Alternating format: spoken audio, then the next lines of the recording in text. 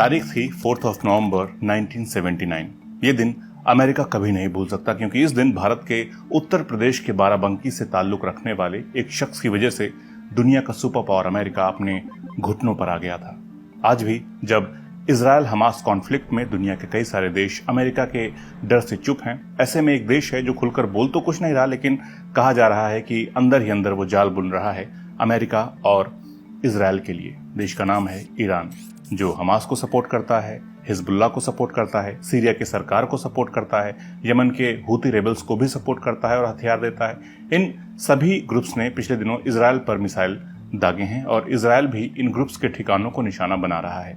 इसे कहा जा रहा है एक्सिस ऑफ रेजिस्टेंस। लेकिन अमेरिका भी कम नहीं है। इजराइल को चारों तरफ से घिरता देख उसने भी इन देशों पर दबाव बनाने के लिए अपने सैनिक इन जगहों पर तैनात कर दिए हैं। अमेरिका ने भी सीरिया में Iran supported militia group Islamic revolutionary guard corps यानी कि IRGS के ठिकानों पर बम बरसाए हैं। इसलिए ईरान को भी मालूम है कि अगर वो युद्ध में उतरता है तो उसे अमेरिका से टकराना होगा। इसलिए पूरे इलाके में सिचुएशन बहुत ही संवेदनशील है, सेंसिटिव है, और दोनों ही देश आसानी से पीछे हटने वाले नहीं हैं। इन दोनों देशों की अदावत पुरानी है और आज इस वीडियो में अमेरिका ईरान की दुश्मनी की तह में जाएंगे डिटेल में और जानेंगे कि कैसे इंडिया के यूपी से ताल्लुक रखने वाले एक शख्स ने ईरान को ताकतवर मुल्क बनाया और पूरी तरह बदल कर रख दिया। अमेरिका से टकराया, ना तो कभी डरा, ना उसकी सुनी, ना घुटने टेके। तो कहानी शुरू होती है सेकेंड वर्ल्ड वॉर के आसपास से, जब अंग्रेज, फ्रेंच, डच और पुर्तगाल जैसे देश अपने कब्जाए हुए देशों को छोड़कर अपने वतन वापस जाने लगे थे। इस दौरान मिडिल ईस्ट में तेल की खोज हुई, बहुत सारा तेल। ईरान में भी कच्चे तेल का भंडार मिला और पूरी दुनिया के ताकतवर देशों की नजर में चढ़ गया। ब्रिटेन और रूस ने कच्चे तेल का बिजनेस ईरान से करना शुरू कर दिया। ईरान को गुलाम तो नहीं किया, लेकिन ईरान का तेल बेचकर मुनाफे का बड़ा हिस्सा अपने पास रखने लगे। ये वो वक्त था जब ईरान में पहलवी राजवंश का राज चलता था, जिनके बारे में कहा जाता था कि साल 1925 में उनको राजगद्दी दिलाने में ब्रिटेन और रूस ने उनकी मदद की थी। इसलिए उन्होंने तेल के इस खेल को चलने दिया। लेकिन जब सेकेंड वर्ल्ड वॉर की शुरुआत के दौरान ईरान और नाजी जर्मनी के बीच दोस्ती बढ़ने लगी तो ब्रिटेन और रूस नाराज हो गए। ब्रिटेन और रूस को आशा थी कि ईरान जर्मनी पर हमला करने के लिए अपनी जमीन का इस्तेमाल करने देगा, लेकिन ईरान ने ऐसा नहीं किया। साथ ही ब्रिटेन को डर सता रहा था कि 1909 में बनी और 1914 में ब्रिटेन को दी गई एंग्लो पर्शियन ऑयल कॉर्पोरेशन से उन्हें होने वाला मुनाफा कम हो जाएगा, खासकर आबदान के तेल भंडार जर्मनी के पास चले जाएंगे। जब ईरान ने अपने देश से जर्मन नागरिकों को उस वक्त निकालने से मना कर दिया तो इससे युद्ध जैसे हालात पैदा हो गए। 1941 के अमेरिकी ईरानी युद्ध की वजह से उस वक्त के शासक रेजा शाह को अपनी गद्दी छोड़नी पड़ी और उनकी जगह मोहम्मद रजा पहलवी सत्ता में आए। इसी के साथ मित्र देशों के लिए ईरान में पर्शियन कॉरिडोर बनाने का रास्ता साफ हुआ। लेकिन सेकेंड वर्ल्ड वॉर के बाद ईरान में कई बदलावों की शुरुआत हुई, जिसने अमेरिका और ब्रिटेन जैसे देशों का गेम बिगाड़ दिया। 1949 में ईरान में नया कॉन्स्टिट्यूशन बनाया गया और मोहम्मद रजा शाह पहलवी की सत्ता कमजोर पड़ने लगी। देश राजशाही से डेमोक्रेसी की तरफ बढ़ने लगा। लेकिन ईरान में प्रधानमंत्री चुने जाने के बावजूद अगले कुछ सालों में कोई भी प्रधानमंत्री 2-4 महीने से ज्यादा टिक नहीं पा रहा था। इसी के चलते ईरान में लोगों ने सोशल और पॉलिटिकल बदलाव की जरूरत महसूस की। 1952 में देश के प्रधानमंत्री बने मोहम्मद मुसद्दिक ने इन बदलावों के लिए काम करना शुरू किया। इन्हीं में से एक बदलाव था ईरान की तेल कंपनियों का नेशनलाइजेशन। मतलब तेल की कंपनियां अब हो गई सरकार की, और ईरान ने ये मांग रखी कि ईरान से होने वाले तेल मुनाफे में जो 85% हिस्सा ब्रिटेन को जाता है उसे कम किया जाए, ताकि ईरान के तेल का लाभ, उसका फायदा ईरान के लोगों को हो सके। अमेरिका भी इस समय तक ईरान के तेल में अपनी दिलचस्पी दिखाने लगा था। तो ईरान के तेल के नेशनलाइजेशन का दोनों ही देशों ने पुरजोर विरोध किया। ब्रिटेन का कहना था कि एंग्लो ईरानियन ऑयल कंपनी का स्वामित्व, मालिकाना हक उनके पास है, जबकि ईरान का कहना था कि तेल उनका है और वो इसे अपने फायदे के लिए जैसे चाहेंगे वैसे इस्तेमाल करेंगे। और 1953 का वो साल था जब अमेरिका और ईरान के बीच की दुश्मनी की पहली नींव रखी गई, जब अमेरिकी खुफिया एजेंसी CIA ने ब्रिटेन के साथ मिलकर ईरान में तख्ता पलट करवाया। भले ही अमेरिका ये दावा कर रहा था कि उसने ईरान में पॉलिटिकल स्टेबिलिटी यानी कि राजनीतिक स्थिरता लाने के लिए ये तख्ता पलट करवाया था, लेकिन अमेरिका सिर्फ अपना फायदा देख रहा था और ईरान के शाह को भी अपने फायदे के लिए इस्तेमाल करने की कोशिश कर रहा था। इसे ऑपरेशन एजिक्स नाम दिया गया था। इस तख्तापलट के बाद जो भी लोकतांत्रिक डेमोक्रेटिक बदलाव ईरान में आते हुए दिख रहे थे वो गायब होने लगे और एक बार फिर मोहम्मद रजा शाह पहलवी देश के सबसे बड़े नेता बन गए। माना जाता है कि इसी वजह से ईरान के लोगों का गुस्सा अमेरिका और मोहम्मद रजा शाह के खिलाफ भड़कने लगा, क्योंकि अमेरिका ने ईरान के तेल का 40% हिस्सा अपने कब्जे में ले लिया था। इससे ईरान के लोग नाराज हुए तो मोहम्मद रजा शाह पहलवी के साथ मिलकर लोगों को कंट्रोल करने के लिए CIA की ही तरह ईरान में शाह को भी सीक्रेट पुलिस खड़ी करने में अमेरिका ने मदद की और आखिर में अमेरिका के दम पर ही ईरान ने अपने न्यूक्लियर प्रोग्राम की भी नींव रखी।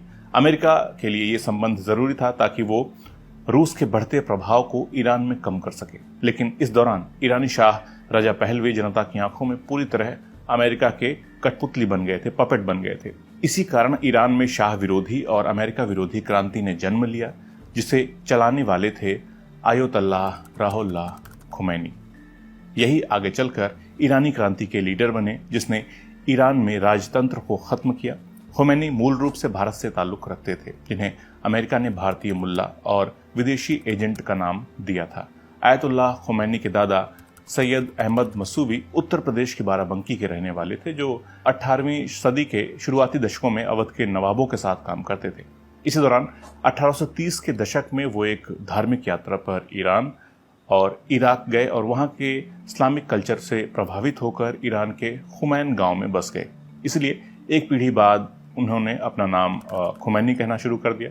पूरे 1970 के दशक में ईरान के लोगों को शाह के खिलाफ भड़काने में इनका बहुत बड़ा योगदान रहा। इनके विरोध में ईरान की सरकार ने इन्हें 1978 में भारतीय मुल्ला और ब्रिटेन का एजेंट, आशिकाना, गजलों में खोया रहने वाला बुढ़ा बताया था।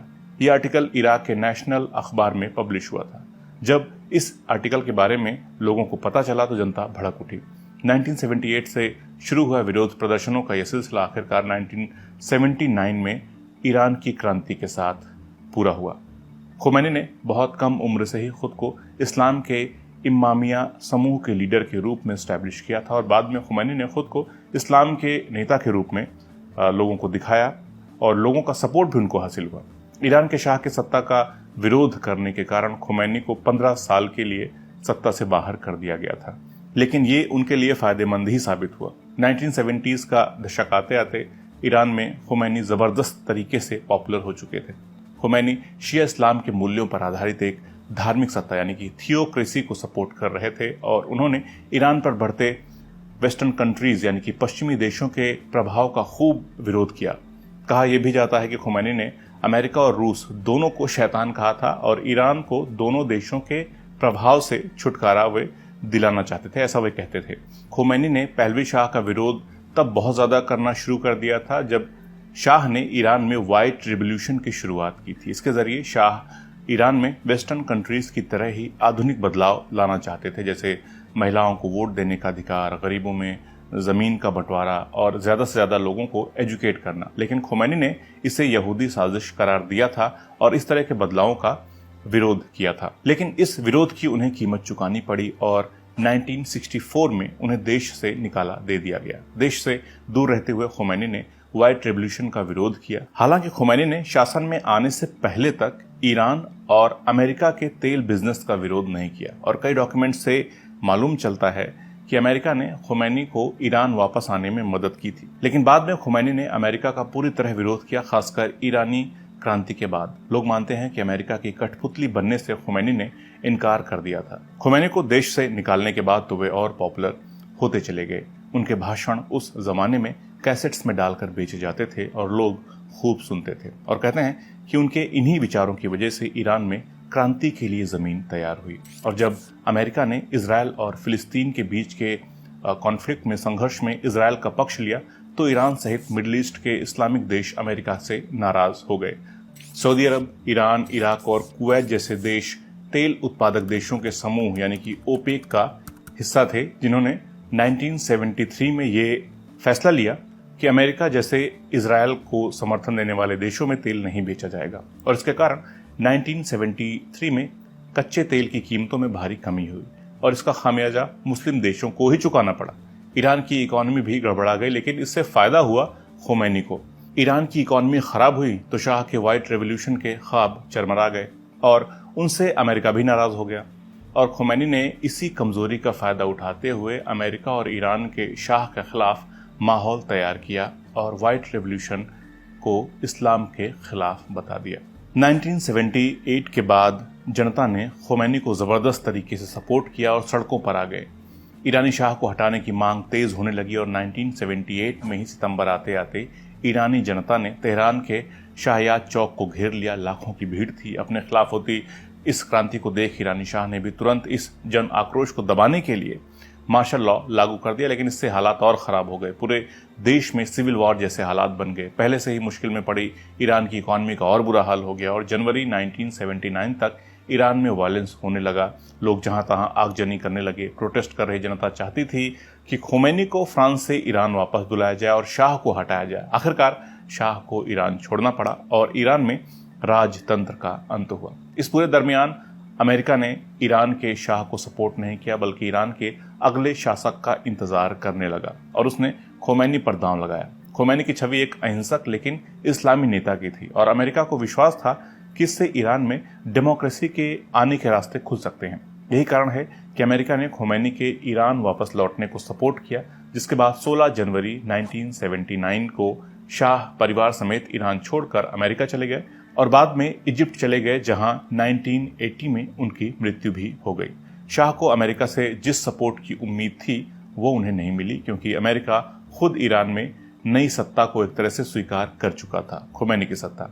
शाह ने भागने से पहले विपक्षी नेता शापोर बख्तियार को प्रधानमंत्री बना दिया था और नए प्रधानमंत्री ने खोमैनी को वापस आने की इजाजत दे दी थी।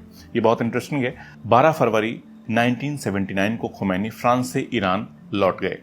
इस समय तक खोमैनी को ईरानी सरकार अपना नेता मान चुकी थी और उनका स्वागत लाखों की भीड़ ने बड़े उत्साह से किया था। हालांकि अमेरिका को खोमैनी से बहुत उम्मीद थी, लेकिन खोमैनी ने उन सभी उम्मीदों पर पानी फेर दिया और ईरान के नए प्रधानमंत्री और उनकी सरकार को मानने से इनकार कर दिया। साथ ही उन्होंने इस्लाम के तर्ज पर अपनी सरकार बनाने का भी दावा किया। उन्होंने 16 फरवरी को मेहदी बाजारगान को नया प्रधानमंत्री घोषित कर दिया, जिससे देश में 2 प्रधानमंत्रियों की स्थिति उत्पन्न हो गई। इसके कारण ईरान के अंदर फिर से सिविल वॉर जैसी सिचुएशन पैदा हो गई। ईरान की वायुसेना ने खोमैनी को अपना नेता मान लिया। वहीं उसकी जो थल सेना थी, जमीनी सैनिक जो थे, वो बहुत से सैनिक खोमैनी के समर्थन में खड़े हो गए, कुछ उधर की साइड में थे। इस तरफ अमेरिका की शह में पहलवी शाह भी अपनी वापसी का रास्ता ढूंढ रहे थे। उन्होंने उम्मीद नहीं छोड़ी थी। 20 फरवरी को शाह समर्थक इंपीरियल गार्ड्स और वायुसेना के बीच आपस में युद्ध हो गया, जिसमें शाह समर्थक सेना हार गई और पहलवी शाह के वापस सत्ता में आने के सभी दरवाजे बंद हो गए। इस क्रांति के बाद अप्रैल 1979 में एक जनमत संग्रह करवाया गया। ये जनमत संग्रह ईरान के अगले कई दशकों की तकदीर तय करने वाला था और यहीं से ईरान के इस्लामीकरण ने इस कदर जोर पकड़ा कि अगले कुछ सालों में ईरान का हुलिया सोशली और कल्चरली पूरी तरह से बदल गया। ईरान को इस्लामी गणतंत्र घोषित किया गया। इसी के साथ ईरान में प्रधानमंत्री का शासन भी समाप्त हो गया और उसकी जगह राष्ट्रपति के शासन ने जगह ले ली। जो सरकार चुनी गई उसमें खोमैनी को देश का सबसे बड़ा नेता चुन लिया गया। खोमैनी ने अमेरिका से अपने सभी डिप्लोमेटिक रिलेशंस पर रोक लगाने का फैसला किया, जिसने ईरान और अमेरिका को एक दूसरे के आमने सामने खड़ा कर दिया। ईरान और अमेरिका ने आपस में राजनयिक संबंध यानी कि डिप्लोमेटिक रिलेशंस खत्म कर ली, जिसका सबसे बड़ा नुकसान ईरान में अमेरिकी दूतावास में रह रहे लोगों को हुआ। इसी साल तेहरान में ईरानी छात्रों के एक समूह ने अमेरिकी दूतावास में 52 अमेरिकी नागरिकों को बंधक बना लिया। लोगों ने तत्कालीन अमेरिकी राष्ट्रपति जिमी कार्टर से मांग की थी कि ईरान से भागकर अमेरिका में रह रहे पहलवी शाह को ईरान को वे दे दें। अमेरिका इससे पहले कि कुछ कर पाता, इजिप्ट में पहलवी शाह की जुलाई 1980 में मौत हो गई। लेकिन बावजूद इसके अमेरिकी दूतावास में कैद नागरिकों को नहीं छोड़ा गया। इन 52 अमेरिकी नागरिकों को 444 दिनों तक बंधक बनाकर रखा गया। अमेरिका ने 2 मोर्चों पर इस मामले से निपटने की कवायद की।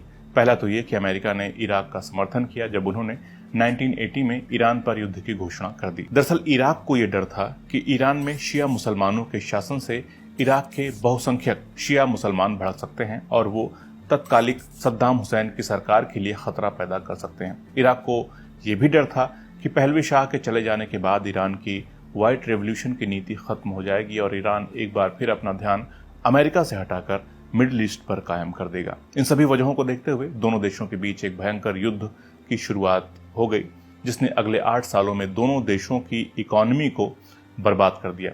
अमेरिका, ब्रिटेन और रूस ने इस लड़ाई में इराक का साथ दिया और इन 8 सालों में इराक को अमेरिका से खूब कर्ज मिला। हालांकि इस कर्ज के बोझ के कारण इराक की इकोनॉमी और बर्बाद हो गई।